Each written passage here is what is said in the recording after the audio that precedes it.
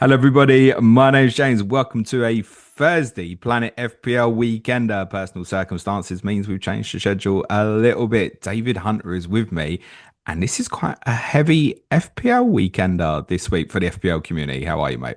I'm good, mate. Yeah, talking FPL and an FPL podcast. Can we pull it off? We'll try our best. We'll try. Yeah, we're going to be Yeah, covering off Carabao Cup semi-finals. Obviously, fallout from that in terms of what that means for game week 26. Double obviously now confirmed. Wolves versus Arsenal. We're going to be discussing some Bukayo Saka replacements. We're going to be discussing the idea of taking Erling Haaland on and what people might want to look at if they decide to do such a thing. We'll finish with some free hit and some wildcard drafts as well. But we'll kind of do a running order of the week. So we're going to go back to the Monday night football and the first of three thrilling games I watched during the course of this week. The weekend was too good to be true, wasn't it, David? Sunderland beat Burnley very convincingly 3-0 on Monday night. yeah. I have to confess, I didn't watch the game live, so I have seen the highlights and the goals. Pretty bad one from Burnley's point of view. This you have to say it's this would have been a game. I know Sunderland have been brilliant this season, Unbeaten but at home. yeah. So it was always going to be a tough one, but Burnley have got to try and get points somewhere along the line, and they were in the same division as Sunderland last season at the end of the day. But I look at the underlying data; they only created zero point zero 0.06 xG Burnley, which doesn't reflect particularly well on them at all, really. First goal's a little bit unlucky. The Diarra goal, it takes a heavy deflection. Dubravka should do a lot better with the second one. Uh, Third one's a worldie, isn't it? From Talby, absolutely great goal. Kind of can only sort of go on sort of 3 minutes worth of highlights, but it looked like the fullbacks were a big factor for Sunderland. Reynaldo and Mukiele got forward a lot. I did have a look at the average positions on the heat maps.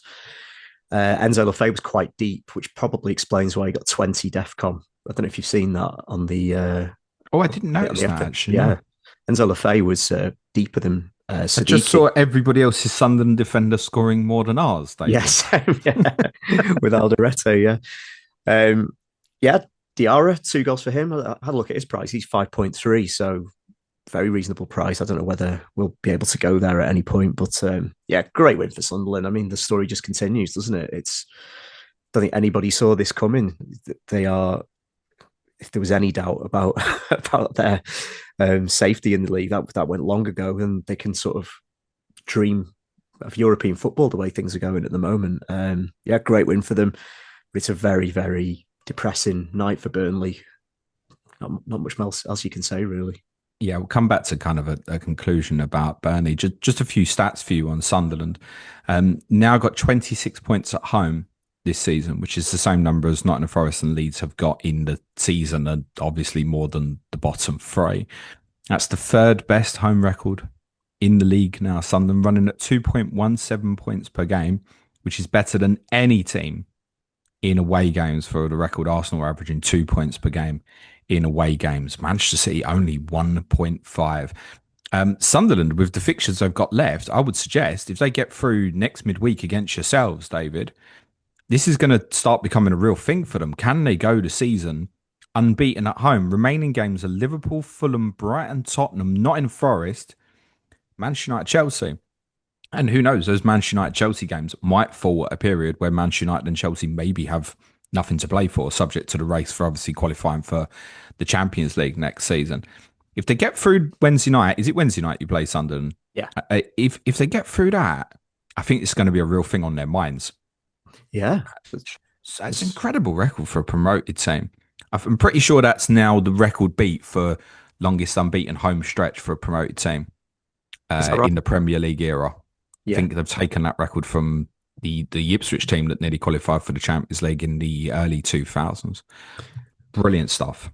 yeah. Um, I didn't obviously didn't see the game on Monday, but I remember watching the City game over Christmas and New Year, and it was noticeable through the telly that the atmosphere is absolutely brilliant. That they're clearly a fan base that are understandably loving how things are going this season, and they really like and have grown attached to their team and sort of will them on. And yeah, like you just said, this unbeaten home record is going to gather momentum Probably already has gathered momentum because, yeah, they're over half the season gone. They are a match for anyone, and yeah, there's absolutely no doubt Liverpool will have the hands full when they go there on Wednesday. For a little bit of context, ahead of their trip to Arsenal this weekend, only Leeds, Burnley, and Wolves have a worse record away from home. Mm. So it's still a strong home fixture against Sunderland, I think.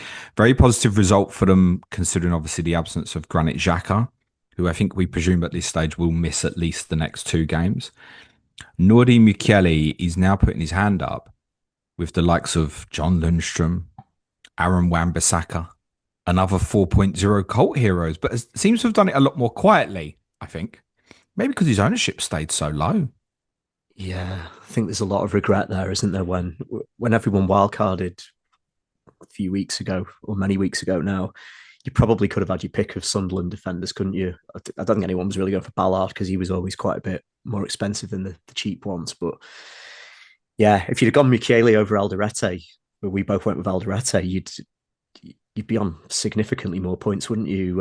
He seems to just do the business every single game. He's a fun player to own in FPL, isn't he? Because, like you say, excellent home record, and he's pretty formidable as an attacking force as well. When you see him, really, he seems to, and pretty good in DEFCON as well. So, Yep. yeah, I regret not going Michele for sure. Yeah.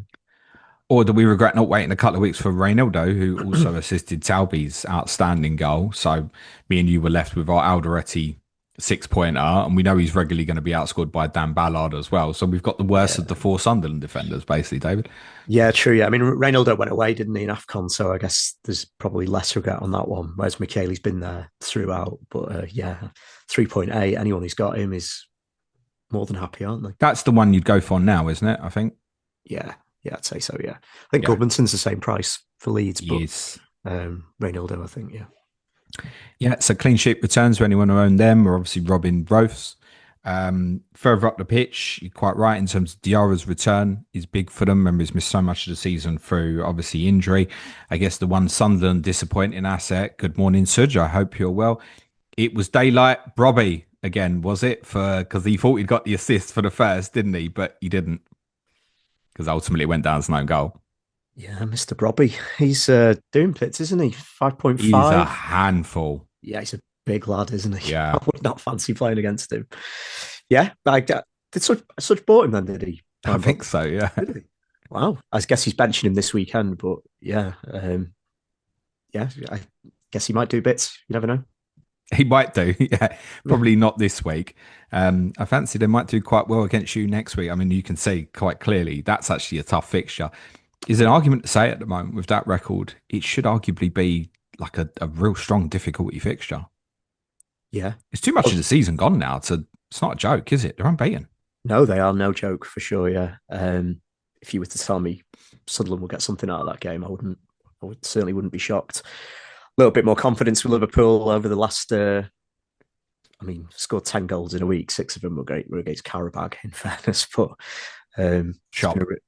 Karabag shop, yes. So yeah, we'll see how the City game goes, and then Sunderland away will be no picnic, that's for sure. For Burnley, pretty sorry day. Really, I mean that the attempts on goal data is so bad, particularly when you're conceding within the first 10 minutes as well. It's been some sort of fight to come back into it. I think it was when Diarra scored what we thought at the time might have been his second to make it 2-0. You didn't have any thought process that Burnley could find their way back into the game. Cole Walker was quite scathing about them in the interview after the game. It's just too short of quality. There's nothing wrong with them. They don't get battered often. I don't think they've lost the game by more than 2 goals since, I think, Manchester City away. I want to say when they lost 5-1 when Haaland got those late couple of goals. That might even be the only game they've lost by more than Tottenham away, unbelievably, on the opening day of the season. Those are the only games I think they've lost by more than 2 goals. So they're being like competitive, just well short of quality. They're gone, aren't they, Dave? I think Probably the worst team in the league at the moment, I think, aren't they? I think they probably are, and the underlying data has actually suggests for quite some time that they're probably worse than Wolves. Yeah. I wouldn't be surprised if Wolves caught them. Yeah, Wolves are 7 points adrift of them. Burnley are 11 short of safety. yeah. I mean, I watched them at Anfield a few weeks ago where Burnley got a point, but it's kind of Liverpool shooting themselves in the foot really, rather than Burnley having a magnificent performance. Yeah, it's a really depressing evening really for Burnley, and I don't know whether changing the manager will be the answer, to be honest, because Parker is depends how pragmatic the ownership want to be really, because if as looks likely they will be in the Championship next season, then Scott Parker is a perfectly serviceable manager for them. So whether they stick or twist, I I did check in on the Burnley Slack channel on our Patreon following the game, and a couple of the guys on there were sort of not really calling for Parker's head. To be honest, they don't. They're a bit sick of the constant churn of managers and players at Burnley. So I think they're almost, don't want to say waving the white flag, but realistic in the sense that they Yeah, are they were more they than were dealt likely a to go bad down. hand coming up with Leeds and a Sunderland team that went mental in the transfer window. It was a bad hand. It was probably more the opportunity when they came up with Sheffield United, Luton previously. It was like, yeah, a real missed Yeah, opportunity. The thing is, if they stick with Parker, and there's every chance he'll come back yeah. as a given, did they then stick with him back in the Premier League? Did you see this? Well, you wouldn't have watched the game, but I think they put a stat up during the game that he's won like 12 of like 76 Premier League games or something. Yeah, including with a pretty decent Fulham team as well. That's When you look back on that Fulham team that went down in COVID, you're like, oh, yeah, yeah. some players there. Mitrovic, Pete Mitrovic. Yeah. Lookman, Loftus Oh, Cheek, wow. Yeah. good players at the back as well. Good players. Yeah. Yeah. It's a slightly different story with Burnley, but yeah, that would be the question. If they went back up with Parker, there would almost be an argument to say thank you very much and Off you go. make the change then. Yeah. Yeah, quite possibly. One team has obviously recently made a change is Chelsea. Everyone's quick to jump on the bandwagon as soon as something goes wrong for Liam Rosenior. They obviously lost the second leg very late on at Arsenal. But I think me and you both want to make a bit of a defence of Chelsea's approach to the game, I think. Yeah, especially when you look at the opposite approach, which was Newcastle's last night, um, which I understand as well from Newcastle's point of view because they had a slightly longer, a bigger deficit to try and claw back. But yeah, I had no issue with how Rossini sort of approached it. Really, stay in the game. I don't think he thought Palmer could get through arguably 90 and certainly not 120 if it went to extra time there. So stay in the game. There was maybe he was trusting the fact that Arsenal maybe wouldn't go out all guns blazing themselves. So yeah, it was a bit of a stalemate for quite a long time. And then I think his plan was to kind of bring on the cavalry sort of last half an hour or so and have a go then. But unfortunately, they were up against the best defence in the country, and it's easier on their own patch, and it's easier said than done to do that, unfortunately. So yeah, I thought they gave it a reasonable effort, to be honest, Chelsea, but they were just up against an elite defence and found it very, very difficult. Just think ultimately, if I'd have said to a Chelsea fan, right, 10 minutes to go, you'll be level on the night with the chance to take it to extra time, they'd have taken it. Yeah, I think so. I think. So I think the strategy to stay in the game was fine. I also think some of the criticism of Arsenal was wrong as well. I'd said to you off camera before we started, but Gary Neville saying on commentary, Arsenal are playing like they're winning. They Were. are. They won the first leg. They are winning. It's up to the opponent. And the opponent had decided it. He obviously didn't fancy its chances too much, wanted to stay in the game. Like you said, in terms of kind of gambled a bit on Arsenal's strategy, stayed in it. The more disappointing thing from the Chelsea aspects, I think, would be the fact that in that period where they went for it, they didn't really create anything. No, no, they didn't. I was thinking like Arsenal would have been sick to go out of that tie because they were so superior in that first leg at Stamford Bridge. At the start, before Chelsea sort of had a little bit of a go towards the end and sort of made the scoreline almost look respectable.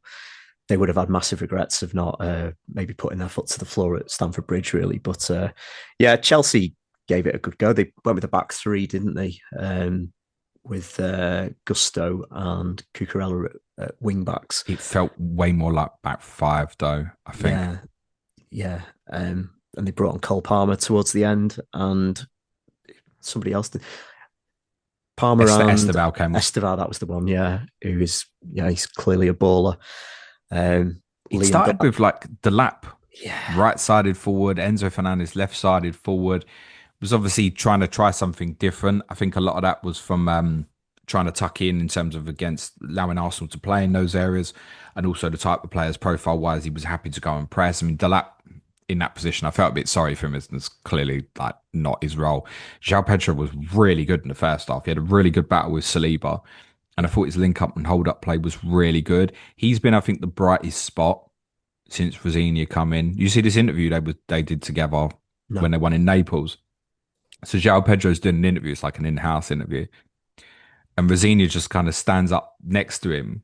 Like he doesn't know who's standing next to him. Is like looking at him while he's talking and stuff. It's like, oh, I'm doing an interview and the manager's looking at me. And they both just like burst out laughing and have like a cuddle together and stuff. So there's obviously a little relationship it's between interesting. those two. It came across as natural and like they like each other and stuff and didn't feel forced. Yeah, he's looked good, João Pedro. Yeah, I think anyone who's because he did get his rest against West Ham, they can probably be reasonably confident that he'll get the next few starts. I think Delap struggled. I thought, as did Gyökeres. So, like watching that game with Gyökeres and Delap as the sort of two main focal points for the two teams. Wasn't pretty, was it? Havertz came on, and yeah, he I think is their best option through the middle. I think he seems Certainly to in the just bigger games, I would say. seems to make them a better team. I think took his goal really nicely. Did he? What did he? I saw a lot of Chelsea fans. He's so ungrateful. What he did there, he should be a legend because he scored in the Champions League. For having a proper rant at him, mate. When he walked around Robert Sanchez, I turned the telly off. Right, I don't need to see them going mental behind the goal. That's it. He scored. Bye bye. See you later. Did he go off celebrating big time or something? I think he did celebrate. Yeah, He's allowed to celebrate. It was right. It wasn't even in anywhere near the Chelsea fans. In front of the Arsenal fans, isn't it? yeah. Chelsea fans will know more than me. I don't know whether there's been an issue there or whether he's badmouthed them since leaving. I think he has said some bits. Yeah. Yeah. Um, but yeah, like you say, he scored the winning goal for them in a Champions League final. You would think he would retain some goodwill after that. But yeah, I don't know the ins and outs of that situation, to be honest. Yeah, I wouldn't take too much negativity off that from a Chelsea perspective. Like I said, frustrations at the end. The damage was done really in the first leg, and they had a light team out that night. Cole Palmer, he's not fit. I think I'm going to have to get to the point where I just say on every podcast the man needs an operation. I think um, he's obviously something he feels he can play through, but for me, isn't able to play to his best. That's how it looks to me. And obviously, they're just managing him. I don't know. You could look at games this coming week, game Saturday, game Tuesday, and think he's going to start both games. Don't think he does. I suppose you could say if anyone, and I think a few did go there in FPL, he seems to be starting the Premier League games, doesn't he? And It's sitting two on Premier League games Saturday, Tuesday, isn't it? So, yeah, they have got two back to back now. So I mean, yeah. ideally, Palmer away to Wolves and at home to Leeds. Just forget other things. You'd be thinking, oh, captaincy, maybe. Yeah. God, you couldn't take that gamble, could you? No, I mean, we'll do our free hits in a bit. He is in my free hit team, Palmer, just because I would probably take Haaland on. And if you do that, you've got loads of money. So I would give it a go, given they're going to Wolves on That's what the interest is, isn't it? Oh, I can get to him. Can get to it, yeah. But if I was on Wildcard and I've got no plans to buy him, that's for sure. So yeah, very risky. I think I agree with you. He just doesn't look right, does he?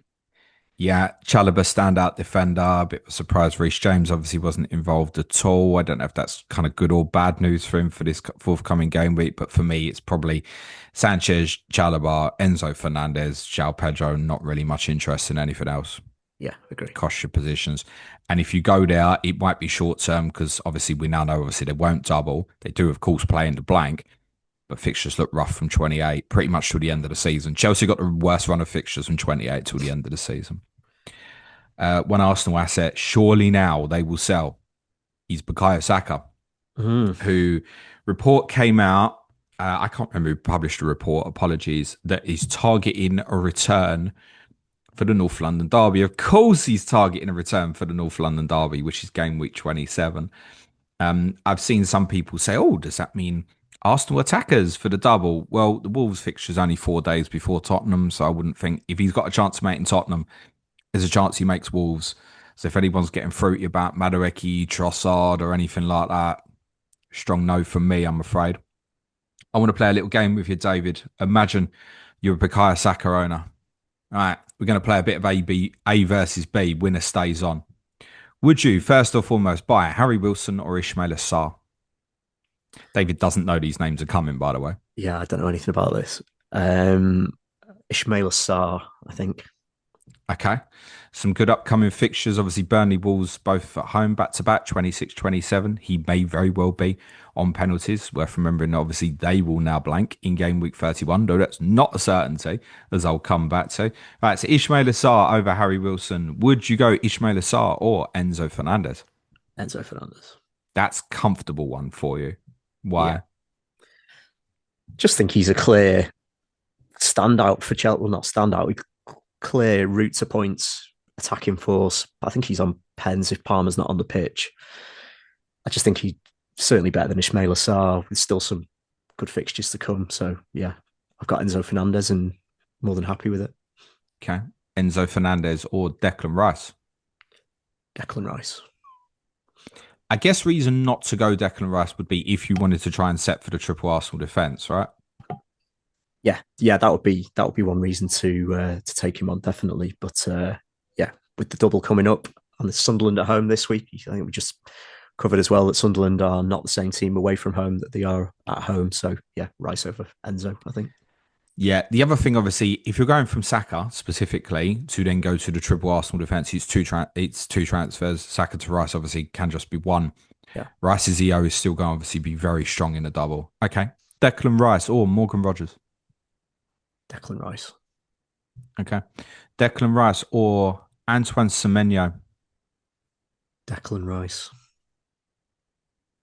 Sure.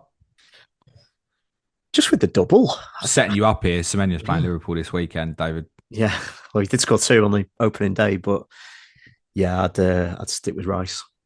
Okay. Semenyo, not Semenyo, Rice or Cunha? Rice. I struggle to think I'm going to say anyone other than Rice. Okay. I'll try and get you.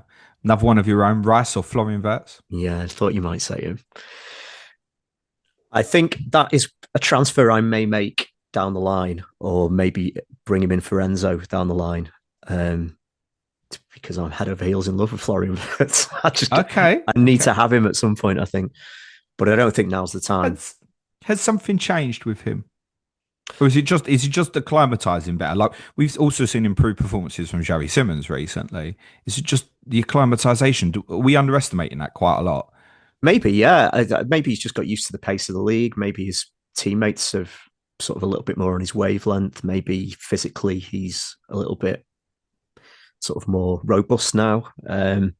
Yeah, I don't know. I don't think he's ever been bad for us, to be honest. Though, even I'm not saying we've turned the corner per se, but even when we were really, really sort of getting battered by your PSVs and Forests, I never really thought Wirtz was the root cause of it all, to be honest.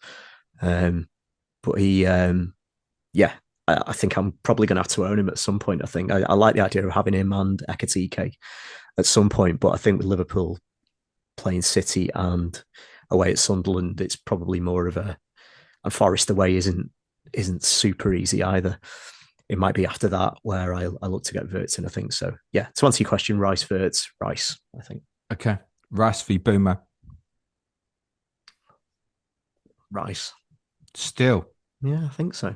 All right, fine. Rice versus Bruno Fernandes. Bruno Fernandes. Captaincy option this week. He probably will be my captain. Yeah. Well, I'm going to captain him, David, and we know that you do everything that I do. So, well, no, you don't, James. Sometimes you buy players I've got. On that, did me and you score exactly the same this week? I haven't looked, but I'm assuming so because we've got the same fucking 11. did I hear something you're thinking of buying Mark Gay this week? Have you got him? I bought him last week. Yeah. Oh, shit. I did a piece for our Advanced Tier Patrons Midweek Dilemma yesterday. We're saying the most likely player I was to buy this week is Mark Gay. And that's purely because I've got zero point 0.2 in the bank from O'Reilly to Mark Gay. I'm probably not going to do that, in fairness, I don't think. And you saying that makes me not want to do it now as well, mate. Play it your way. Play it your way. Play it your way. What I would say as well, though, is we're saying here that if you bought Rice, or if you didn't buy Rice, then as a consequence to get to a third Arsenal, assuming you're selling Saka, it's 2 transfers. But it's interesting also that the narrative there is that you said that if you'd go Rice, in the example, say, I'd probably try and move that on to Verts in a couple of weeks, for example. So that's still 2 transfers. It is, so yeah. Could you go like Verts or Bumo now and then go, right, I'm going the third Arsenal, and then it saves you trying to get them in 28? Yeah, you could do. I just think Arsenal they've got a great fixture, arguably the best fixture this weekend, I suppose, haven't you? That's why I'm kind of so pro Rice if I was selling Saka. But what does make me think with Fernandes is who you're captaining this week. If you don't have Fernandes, so yeah, if I was selling Saka now and didn't have Fernandes, that's just a given, is it? I'd arguably wait a week for the next Arsenal, and because I would want to be captaining Bruno Fernandes this week, I think. Okay. That makes sense. So Bruno Fernandes is the winner. I suspect most of our listeners and viewers are already there. Otherwise, you're saying just the obvious to Rice. I think so, yeah. It's not super exciting, but he's been good, hasn't he? Okay. To follow on then for game week 26, we now know obviously confirmed Wolves and Arsenal will both double. I think we're all probably aware Arsenal double away to Brentford and away to Wolves. Brentford doesn't scream brilliant fixture. They've been strong at home. The results against some of the better teams in the league have been very good. They've beaten yourselves, for example, drawn with Chelsea, beaten Villa, beaten Manchester United, beaten Newcastle, with some really good, strong home results against better sides this season for Brentford. It did lose to Manchester City, though, one of the few teams that have won there this season. If you were, first and foremost, if you were free hitting in 26, do you think treble Arsenal defence, or is it double and Rice, or would you be tempted by any of these other players, like a Havertz, for example? No, I don't think any of the other offensive options. I don't think it would either be treble Arsenal defence or double and Rice. Feels right. I haven't really looked at a free hit 26 yet, but I don't advise it. Yeah, I think I'd probably have double defence in Rice. To be honest, that's what I will have. I think is the influence again of that's what we're on, isn't it? I think so. Do you want to move it? Yeah. What's your captaincy for 26? What do you think? Yeah, I thought we might discuss this. I haven't. I mean, triple captaincy is another thing as well, isn't it? If not, then when? Yeah, triple captaining Gabriel just is going to be a big thing, I think, isn't it? I've heard more and more people talk about this, which, you know, if you said at the start of the season, this is what you would use one of your triple captaincies on, I don't think you'd probably have believed that. But he does just rack up the points, doesn't he? Gut feel is I'll probably captain Rice, I think, at the moment. Really? Yeah. But maybe I won't. Yeah, I think so. I think I'll highly likely be triple captain Gabriel. I think if something happened where Gabriel was suddenly a doubt for the double, I'm not convinced I'd use it on another Arsenal player. I think there are narratives pro and for in terms of Gabriel specifically in the double. For example, Brentford, actually, I think we've said a few times, they certainly were, if they aren't still, the best side for conceding goals from corners in the Premier League this season. That said, I think they're in the top 5 for DEFCONs achieved against, and they're quite a direct side, so there's every chance Gabriel will hit a DEFCON and that. The Wolves game speaks for itself. Also, the fact that Wigan game sits in between the two games. Yeah, it's nice, that, isn't it? It almost feels like, unless he's injured, he's near 100% to start both games, isn't he? Yeah, you'd think so. You would think so. So likewise, Rice as well. You probably would think Arteta will just play something like Norgard. I don't think Rice quite so much, but I would say close to, yeah. And I'd say Timber is close. Timber wouldn't be like 100% either, but you imagine the team that plays Wigan is second string team, wouldn't you? Yeah. And I think psychological for Arsenal of knowing that they can put another 3 point over City and Villa, if obviously they win that game. I mean, what's the difference now? Is it 6 points? I think it is. Yeah, I'd have to check, to be honest. Well, I think when Arsenal leave Molineux, I think there's every chance it'll be 12. Yeah, because you think we'll beat City. I Six do. points. Yeah. Yeah. Yeah. I mean, they're just so desperate to win the league, Arsenal. I think it will just be a complete rotated side in that Wigan game that sandwiches the double. So you can, anyone who Arteta sees as pivotal in his best team, and Gabriel and Rice fall under that category without a shadow of a doubt. I just don't think there's just no need to risk him against Wigan. No, Especially there's with 4 days to Tottenham afterwards, and then the midweek afterwards is off.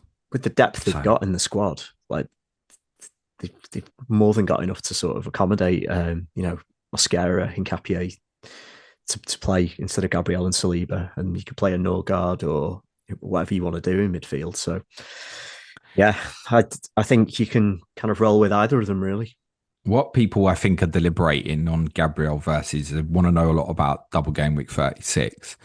Because most people are probably going to head towards a bench boost or a free hit, one or the other in game week 33, which is likely to be the bigger double. There's no guarantee of double game week 36, guys. I got to stress this. I think first and foremost, it probably needs Manchester City to reach an FA Cup semi-final. And obviously City is the most likely because we don't know what's happening with this Palace game yet. So game week 36 could happen, definitely, if City get to an FA Cup semi-final. But if they do and they're out of Europe, I don't think it's a guarantee it's 36. Could be 35 easily, right? Because particularly if they were to, say, get to the FA Cup final, and they'll probably want to announce it maybe before the semi-finals are done, leave them the midweek free before the final. So game week 35, for the record, by the way, because I know a lot of people have looked and gone, oh, it could be Brentford at home and Burnley away. City go to Everton away in 35. An Everton side probably who may not have anything on the table. Like, it would still be okay under that sort of circumstance.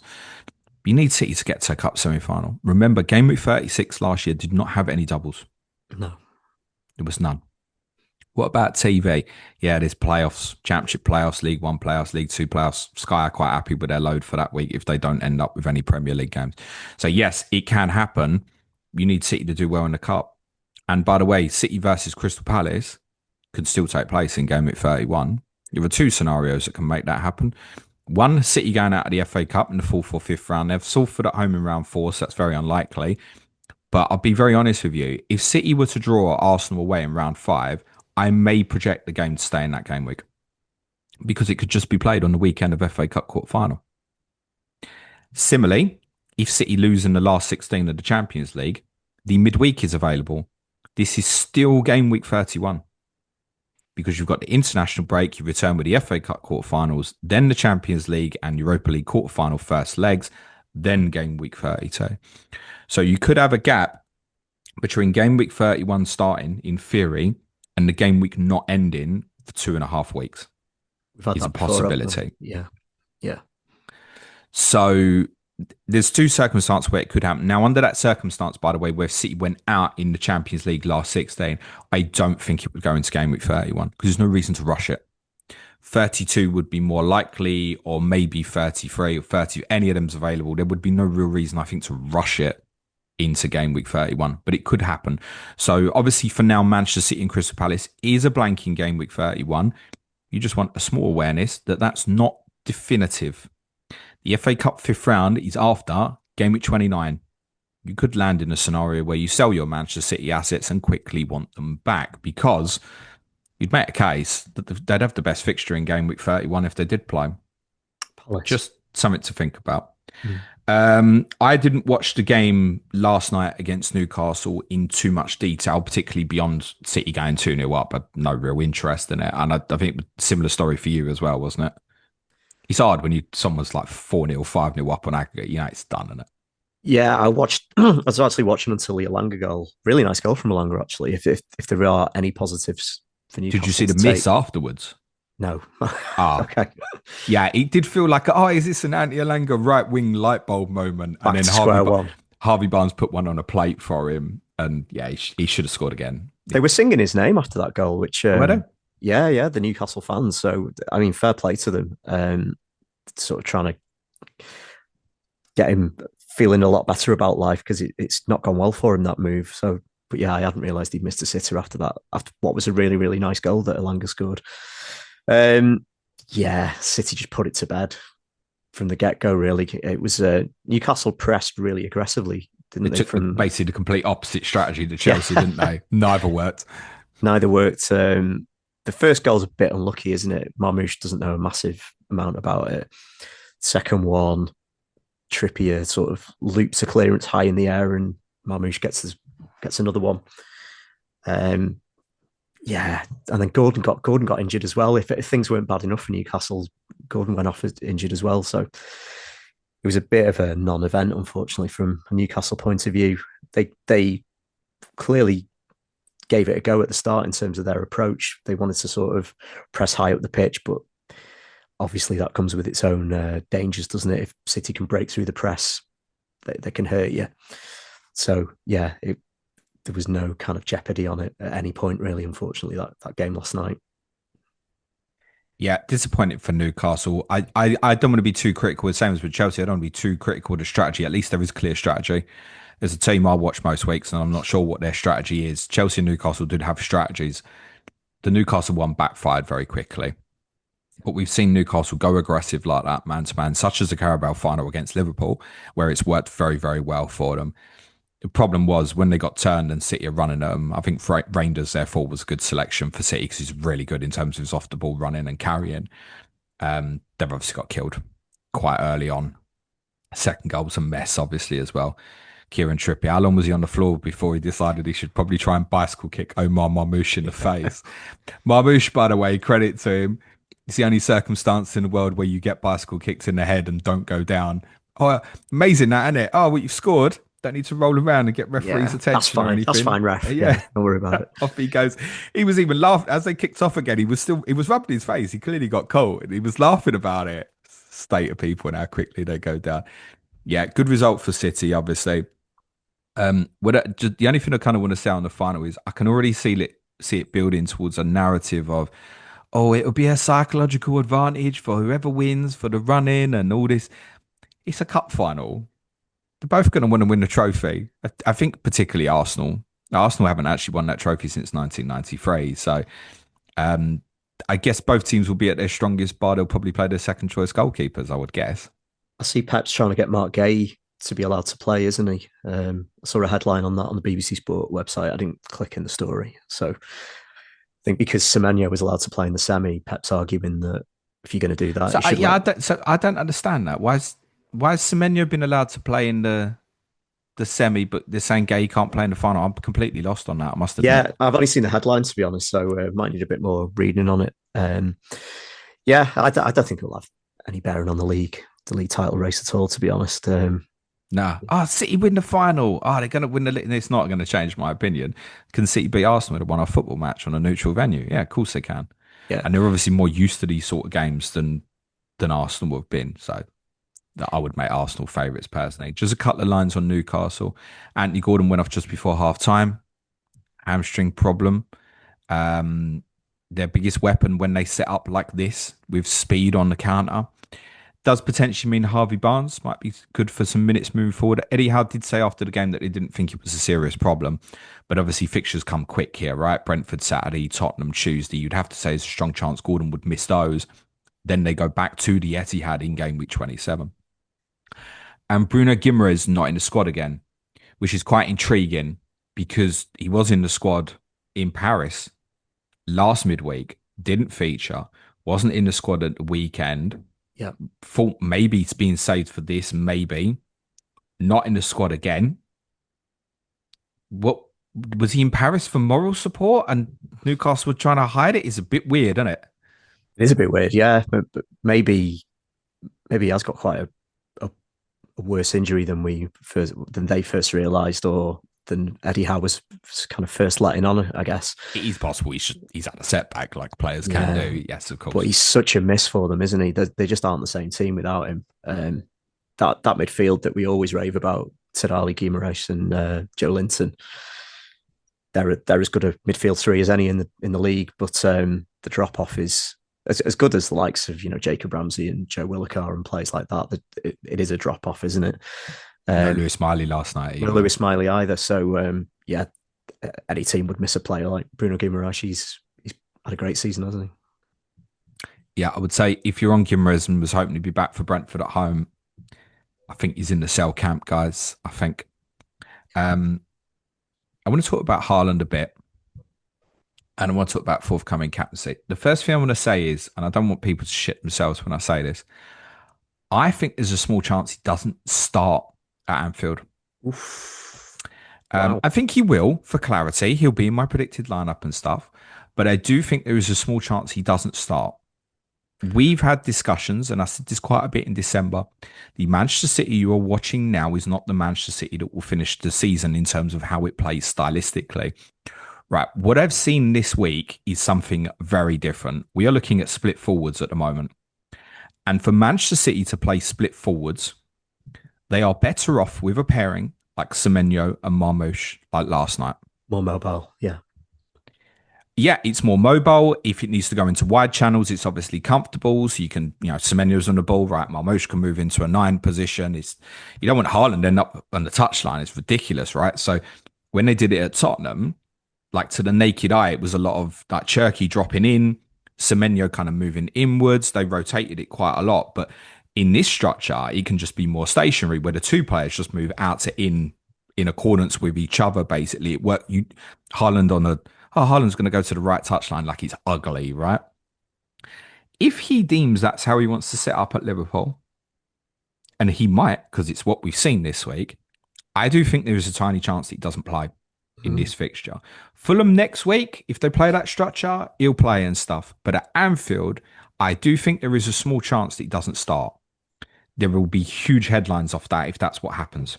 And there will be a huge consequence to the FPL community if that happens. I'll captain him against Fulham if that happens. Because I would be convinced that it's a one-off scenario. I see where you're coming from. However, I certainly acknowledge there are people at the moment going, Haaland's not worth the 15 odd million, etc. Well, I don't disagree based on recent returns. The problem is where you're going with your money. Now, I think it's worth looking forward at captaincy at the moment. So what I've got for you here is just to show you Haaland's fixtures. And I've looked up to game week 32. The reason game week 32 I've looked at specifically is I don't think there's any point looking beyond game week 33 at the moment because the doubles, who are we going to captain game week 33 is unknown at this moment. I know there'll be a lot of people who will wildcard in 32. I also acknowledge there's a lot of people who have wildcarded, so game week 32 is particularly of interest to them carrying through. Liverpool away this weekend, and it's Fulham at home, Newcastle at home, Leeds away, Forest at home, West Ham away, Crystal Palace at home. In the blank, it's still a small possibility. Cannot be brought forward, by the way, earlier, unless City lost to Salford. If City lost to Salford, there is a small chance it would go into game week 29. Now, if it's Forest at home and Palace at home in 29, then you're all going to wish you saved your triple captaincy, and you're going to find out about it probably midway through game week 26, by the way. That's so unlikely to happen, obviously. Game week 32, they do go to Chelsea. Just looking at Haaland's fixtures, David, let's assume as per normal he starts all the games. And I do think I'm just literally referring to maybe the game at Liverpool this weekend.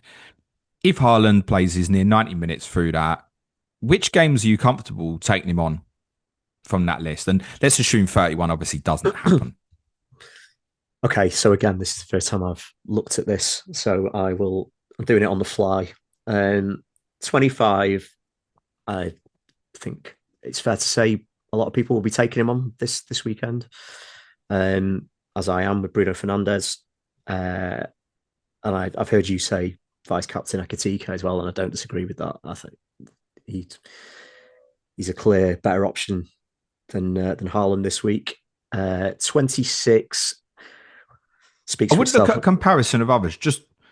Just Haaland at this moment. Don't think about, because we're going to look at the alternatives for the others as well. Just to reference in Haaland, if I said to you now, Haaland's playing Fulham at home next week, are you comfortable taking him on? Yeah, with Arsenal's double, of course. Okay. Yeah. 27, Newcastle at home. I think if he's going to start, I'd want to captain Haaland in that one. 28, Leeds away. Uh, so you got Fernandez with Palace at home. I think as a rule of thumb, if I'm uncertain, I would just stick it Yeah. with Haaland. So yeah, Haaland at Leeds. 29-30, I don't think you want to take on. Forest at home, West No, Ham away. no, 31 and 32 you can take on. I yeah, think 31, obviously, assuming he doesn't play as now is the most likely scenario. yeah. What I've got here is a list of alternatives to consider for the captaincy. So I think you and I have been pretty clear that we're probably taking on this week. Manchester United host Tottenham. You do have alternatives. Arsenal against Sunderland. As mentioned, that Sunderland away record is nothing like their home record. Chelsea go to Wolves and Liverpool home to Manchester City. I honestly would not rule out Ekateke. If someone's sitting there with Mo Salah, I presume they're probably tempted. Mhm. And what I've done here is I've listed teams rather than players because there's some teams with multiple players, i.e. United, Fernandes, Bumo, Cunha, Arsenal, defensive, offensive, Chelsea, Enzo, Palmer if you're there, Liverpool, Verts maybe comes into this category soon, along with Salah and Ekateke.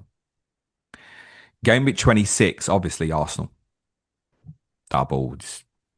That's an obvious take on. I can't believe it. We all remember the days of Emmanuel Dennis, don't we? Like, if this happens, we do it, don't we? Whether Yeah, right or wrong. At least in this scenario, we're doing it with the best team in the league. 27, the alternatives I don't think are great to Haaland playing Newcastle at home. I've highlighted Chelsea at home to Burnley and Manchester United away to Everton. that's Now, Haaland. any point you can revert to Bruno Fernandes, obviously. The concern with the Enzo Fernandez one for 27 would be is there any way Chelsea look at rotation there? But they've got that's free midweek afterwards. So I don't think that he probably would be highly good for minutes. And I suppose on a fixture basis, you look at that and go, well, yeah, actually, that does tempt me maybe to look at Chelsea, 27. 28, there are two good alternatives, I think, with home fixtures. This is when Haaland goes to Leeds. So Liverpool at home to West Ham and Manchester United at home to Crystal Palace. So again, would much rather take Haaland on in an away game. Yeah, Leeds away record has been home record, sorry, has been pretty good this season, but we should know Arsenal obviously just went there and got 4. 29, when Haaland has Forest at home, the only alternative really that stands out is Liverpool at Wolves, I think. The rest of the fixtures don't look particularly great. Like Chelsea go to Villa, Arsenal go to Brighton, doesn't particularly stand out. Manchester United go to Newcastle. So the alternatives in that particular week, 29, when Haaland has Forest at home, don't look great. That's also a midweek set of fixtures to bear in mind. So you've also got to jump that hoop as well, knowing that, oh shit, I've got this player's playing on a 3 day turnaround, which I'm pretty sure that includes Liverpool that week. Whereas Haaland does have a 4 day turnaround. And then it's FA Cup the weekend after. Game week 30, when Haaland goes to West Ham, again, a potential couple of alternatives in terms of home games. Arsenal at home to Everton, Liverpool at home to Tottenham. That week is also complicated by the fact it's the Champions League last 16 before and afterwards. So the day spacing might be quite relevant and important to that. 31, actually, assuming Haaland doesn't play, is probably wide open. You've got Fernandes and other United assets away to Bournemouth, Liverpool away to Brighton, Chelsea are at Everton. I've included a couple of others here. Aston Villa at home to West Ham, and maybe Harry Wilson at home to Burnley. 31 could end up actually being quite wide open for captaincy. I suspect we'll probably all get there and just go, yeah, Fernandes, thank you very much, and move on. Game week 32, when City go to Chelsea, there were 3 strong alternatives in home fixtures that week as well. Arsenal at home to Bournemouth, Liverpool at home to Fulham, Manchester United at home to Leeds. So you can take your narratives however you want in terms of taking this on or not. I think there are a few scary ones still in there. I think particularly game week 29 looks like quite a scary one. I say game week 27 as well. The alternatives to take on don't feel particularly great, and they are ultimately home games for Haaland. I've said that I don't have any intention to take him on at all between game week 26 and 30 as it stands personally. For the benefit of the audio listeners, David is also shaking his head because, as we know, he does whatever I does, don't you, David? Or yes, I do whatever David does, whatever. We agree on this or don't agree with it before we start. So I just thought that was worth highlighting to look at captaincy alternatives. Certainly, there is maybe a case that if you got to game week 30 and thought, I'm not sure if Haaland's going to start at West Ham because they're playing Wednesday, Saturday, Tuesday, for example, which is a possibility, the way the fixtures might land. And you went, he's blanking 31, he's going to Chelsea 32. If you then didn't think he was doubling 33, then he really is a take on. Potentially, yeah. It's particularly if someone like Mo Salah is sort of found his shooting boots again by that point, then that will really gather momentum, won't it? Yeah, I can definitely see with the Liverpool fixture swing, I kind of want to say 28 rather than 27. Because I think Nottingham Forest away doesn't scream as a fixture anyway. But that run you've got 28 to 30 with Liverpool Tottenham at home, West Ham Tottenham at home and Wolves away obviously does really appeal as a 3 game run. That's obviously really good. Yeah. If Haaland's shite between now and then, you can definitely see a build if Mo does better over that period. I think more and more people are selling him because he's been close to, he's had at least one price drop recently, and I think he's due another one fairly soon. So points, David, his points returns for a while have been shit. Yeah. Reality. It just hasn't been enough inspiration, I think, for most people to go, oh, I want to take him on. Yeah. I've got no plans to sell him, that's for sure, until I've given a reason to seriously look at it. Other things in terms of selling him, I keep looking at it and think if I sell him, it's free transfers. Yeah. I'm not going to Salah. If I like, all right, I'll get up from Wilson to Bumo. Right, great. I've still got. I'm gonna. Oh, I got the luxury of putting Van Dijk back in for this run of 28, or going Chalobah now, or something like that. I end up making more transfers. If Mo was tearing it up, and I look at it now and I go, right, Krupi now this transfer window is closed, looks a really good option. I'd be quite comfortable with him now. Go right, yeah, Haaland, Krupi, and Wilson up the Salah. Right now we're having a debate. I think. Yeah. It still doesn't feel worthwhile to me. No, I agree. Yeah. Okay. I think that's us done then. Free hits, wildcard drafts. Right, this is for 25. You can all make your own decisions for 26. Sorry, not sorry. What you done for free hit this week, David? Again, as per usual, we don't advise this, but it's looking at it'll give you an idea of who we like this week. Yeah, it would not be a week to free hit for me. Looking at the fixtures, there are some clear favourites, so you could look at it, but don't really love this as a free hit, to be honest. But what I've gone with for the benefit of the audio is treble Arsenal defence, Raya, Timber, Gabriel, Chalobah also at the back. Another 2 Chelsea midfielders, Enzo, and as I said previously, if it was free hitting, I would roll the dice on Cole Palmer without any massive amount of confidence, just because he would be a massive differential on free hit. 3 United midfielders, Fernandes, Bumo, Cunha. No so you got loads of confidence in my team as usual. Cheers, Dave. No offence to your boys. My train's at 7:30 in the morning, by the way. Do have a safe journey. Thanks, mate. 2 up front, Ekatike and Bowen, because Haaland going to Anfield.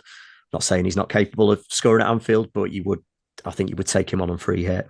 Yeah, you got to, I think, this week, if you were doing it. Gives me a bench of Dubravka, Krupi, Senesi, and Goodmanson. So, 3 Arsenal, 3 Chelsea, 3 United, Ekatike and Bowen up front.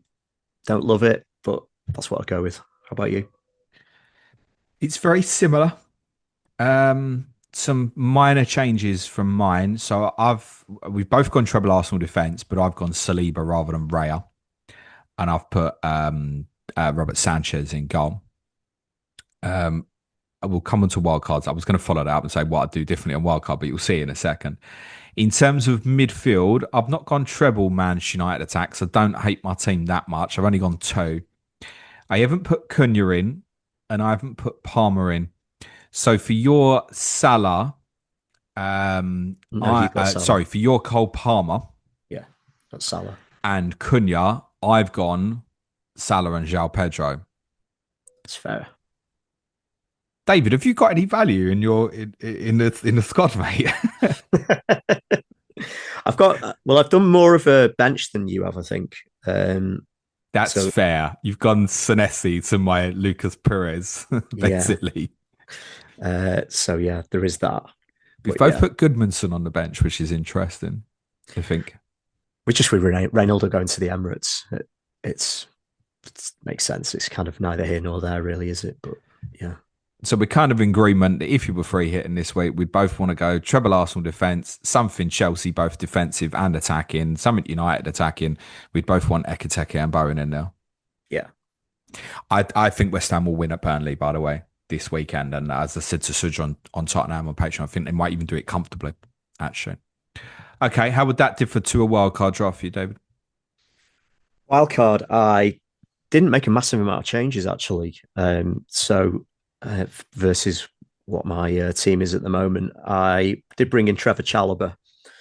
Like the idea of Timber, Gabriel, and Chalobah for the next few.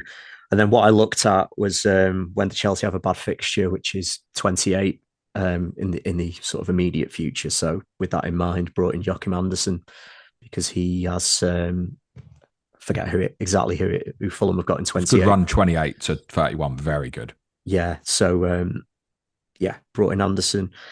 I did look at like Bumo and kind of Krupi and plays like that, thumping things around. But I thought I could sell Thiago for Krupi and move Dewsbury Hall up to Bumo. But I dare say I probably want Thiago back after the next couple, really. So I was quite happy to just stomach it, really. Wouldn't change a massive amount on wildcard at the moment. So benefit of the audio, it's still with Verbruggen and Dubravka as the goalkeepers. Defenders are Timber, Gabriel, Chalobah, Joachim Andersen, and Reynaldo. Midfield five of Bruno Fernandes, Enzo Fernandez, Declan Rice, Morgan Rogers, Kiernan Dewsbury Hall, and front three of Hugo Ekitike, Igor Thiago, and Erling Haaland. Similarities. I'd make a few more changes than you at the moment. I would go treble Arsenal defence. I think if I was on wildcard, I'd favour that route at the moment. And it's because I think recently, for the first time this season, I've really felt there's a lot of midfielders I want. He's also the difference here. And for someone who's been carrying Nico O'Reilly, I've been looking at defenders over and over and over and don't love a lot for this specific period. I think there are people like Anderson, as you mentioned, maybe a Brentford defender like Nathan Collins comes back around in a few weeks, maybe even Van Dijk or Konate again, by the way. But at this particular moment, don't love it. So it's like Chalobah. Chalobah and the treble Arsenal defence, that'll carry next 3 weeks. No problems. Cheap out the bench, Hill, Reynaldo. I think now, again, that transfer window's closed. I think James Hill is probably good to go. If you can afford the extra for Marcus Senesi, by the way, I'd do that. But if you need the money, James Hill now looks like a really good choice to me. So for me, it would be Raya Dubravka. The other benefit of going Raya at this moment is you can hide it in 31 during the blank. So Timber, Gabriel, Chalobah, Hill, Reynaldo. Midfield, I also have, like you, Bruno Fernandes, given Enzo Fernandez, Morgan Rogers. I've got big value in Harry Wilson. So I've held on to him and I've forced Bumo in. To force Bumo in, I've taken out Thiago. The reason I took out Thiago rather than Harry Wilson was I came to the conclusion that if I went with this alternative front three, actually now that the transfer window's closed, I'm quite happy. And that essentially is I'm happy to use Krupi now if I went down that route.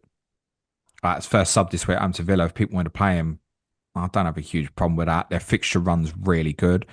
So I looked at that and thought, when Thiago's fixtures swing back, if I'm sitting there with Haaland, Ekiteke and Krupi, do I need to force Thiago back in? And I was like, no, I'd be content with this. It's maybe more, what can I move Enzo Fernandez and Chalobah to when Chelsea then walk into a rougher run of fixtures? So front three at the moment, I'd go Haaland, Ekiteke, Krupi.